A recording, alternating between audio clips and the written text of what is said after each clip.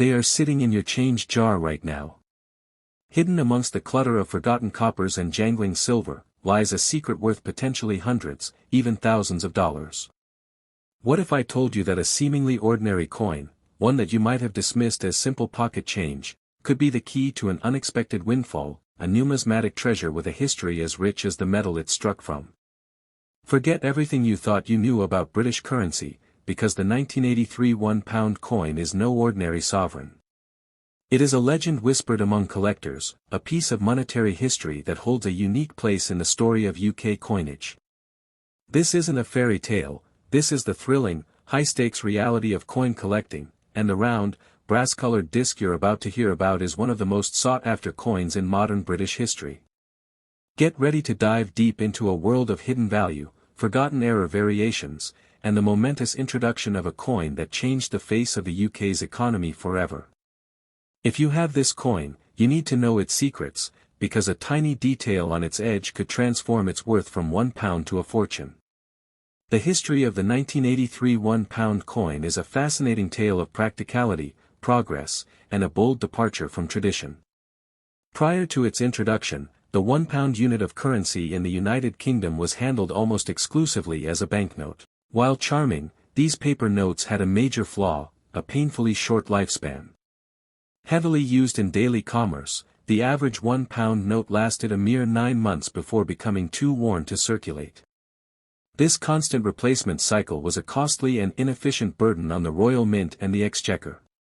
The solution was a return to a metallic sovereign, a coin designed to last. On April 21, 1983, coincidentally, the Queen's birthday, the new round, nickel-brass £1 coin was officially introduced into circulation. It was a significant moment, marking the first time a base metal £1 coin was issued for general circulation in Britain since the gold sovereign essentially disappeared from daily use during the First World War. The new coin was engineered for durability, a distinctive yellow color to set it apart from the silver-toned copper-nickel coins, and a thickness that gave it a reassuring, substantial feel.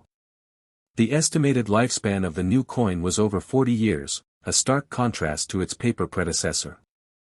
The coin's design was a majestic start to a new era of currency. The reverse side, the tails side, featured an iconic and powerful image, the royal coat of arms of the United Kingdom. This design was the work of Eric Sewell, the chief engraver at the Royal Mint at the time, who won a competition for the honor. It prominently features the quartered shield containing the historic arms of England, Scotland, and Ireland, flanked by the English Lion of Guard and the Scottish Unicorn, which is tethered by a chain. Beneath this heraldic display is the simple denomination, £1. The shield itself contains mottos from the orders of chivalry, Honi soit qui mal y pense, shame on him who thinks evil of it, and Dieu et mon droit, God and my right. The obverse side, the heads side, bore the second definitive portrait of Her Majesty Queen Elizabeth II, designed by Arnold Machin. 90% silver planchets ** were fed into the coin presses and struck with the new, post-Act 1965 date. The result is a numismatic unicorn, a 1965 dated quarter struck on a silver planchet. These coins are known as transitional errors, as they literally bridge the transition between the silver era and the clad era. They were never supposed to exist, and only a tiny handful are known to have survived and been professionally authenticated. How do you spot one of these life-changing treasures? 1. Check the edge *. This is the most critical and easiest test. A regular 1965 clad quarter will have a distinct, coppery brown stripe visible on its reeded edge. A 1965 silver quarter will have a uniform, solid silver-colored edge, just like a 1964 or earlier quarter. No copper stripe means you need to proceed to the next step immediately. 2. Check the weight *. Silver planchets weigh more than the clad planchets. A standard clad 1965 quarter weighs approximately $5.67 grams. A silver 1965 quarter, struck on the older planchet, will weigh approximately $6.25 grams. A difference of over half a gram is a huge indicator. 3. The magnet test, caution, silver is non-magnetic. If your coin is a modern fake or a plated coin, a common scam attempt, it may stick to a magnet, which would immediately rule it out. Genuine silver will not. Because so few of the 1965 silver quarter transitional errors are known to exist, some estimates place the professionally graded population at less than a dozen. Their value is utterly astronomical. While most circulating 1965 quarters are worth face value, a genuine, authenticated 1965 silver quarter can command prices from $$7,000 to over $$16,000 even in circulated condition. The true, potentially million-dollar discovery lies in a specific, legendary variation of the 1983 coin, a coin so rare and so steeped in mystery that finding one is the equivalent of winning a numismatic lottery. The great rarity, the 1983 proof Mule or Royal Arms error ***. While the vast majority of 1983 1-pound coins were struck with the correct details, there exists a legendary, though often debated and misrepresented, error coin from this year that collectors dream of. A Mule coin is one where the dies from two different coins are accidentally mixed up.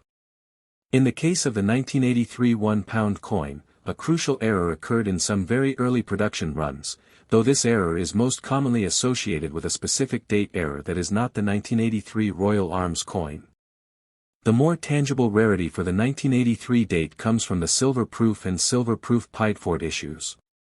The standard silver proof coin for 1983 had a limited mintage of 50,000, and the Pidefort version, a coin struck on a thicker blank or flan, typically twice the weight of the standard coin, was even rarer, with a tiny mintage of only 10,000.